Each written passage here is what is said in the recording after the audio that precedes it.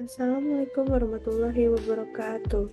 Perkenalkan, nama saya Analia Fahlevi dari Program Studi Teknik Komputer Angkatan 58 Sekolah Vokasi IPB University dengan NIM J0304211017. Di sini saya akan melaksanakan tugas organisasi komputer, yaitu bertemakan register memori.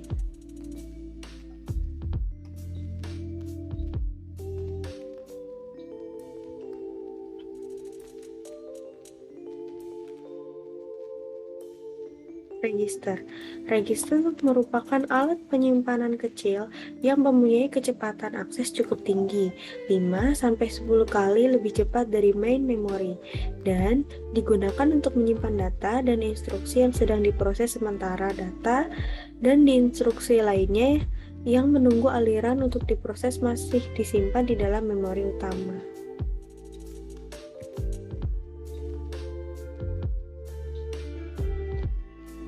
Yang kedua ada jenis-jenis register. Yang pertama jenis register data, yang kedua register alamat, yang ketiga register general purpose, yang keempat register floating point, yang kelima register konstanta, yang keenam register vektor, yang ketujuh register special purpose, dan yang kedelapan register spesifik terhadap model mesin.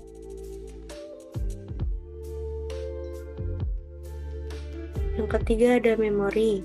Memori merupakan bagian dari komputer yang berfungsi sebagai tempat penyimpanan informasi yang harus diatur dan dijaga sebaik-baiknya. Memori biasanya disebut juga dengan istilah computer storage, komputer memory atau memori, merupakan piranti komputer yang digunakan sebagai media penyimpanan data dan informasi saat menggunakan komputer. Memori merupakan bagian yang penting dalam komputer modern dan letaknya di dalam CPU atau Central Processing Unit. Yang keempat, ada jenis-jenis memori. Yang pertama ada RAM atau Random Access Memory, yang kedua ada ROM atau Read Only Memory, yang ketiga ada CMOS yaitu Complementary Meta Oxide Semiconductor, yang keempat ada DRAM, yang kelima ada SDRAM atau Synchronous Dynamic RAM, yang keenam ada DIMM atau Dual Inline Memory Module, yang ketujuh ada Cache Memory. Selanjutnya ada pengertian dari RAM. RAM atau Random Access Memory yakni sebuah perangkat keras yang ada pada komputer, yang mana perangkat keras tersebut dapat dimanfaatkan sebagai tempat penyimpanan data atau lebih sering dikenal dengan istilah memori. Lebih dari itu, RAM juga dapat Anda manfaatkan untuk menjalankan sebagai instruksi program. RAM ini sendiri termasuk sebagai perangkat yang bersifat sementara. Hal ini berarti data yang ada pada memori tersebut dapat saja hilang.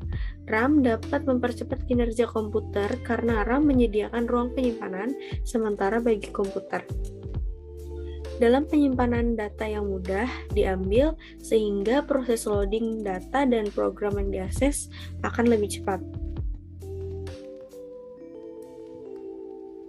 Lalu ada fungsi RAM. Yang pertama, untuk membaca data. Semua data dan informasi yang disimpan di dalam hard disk dapat dibuka dengan lebih cepat karena peran dari RAM komputer.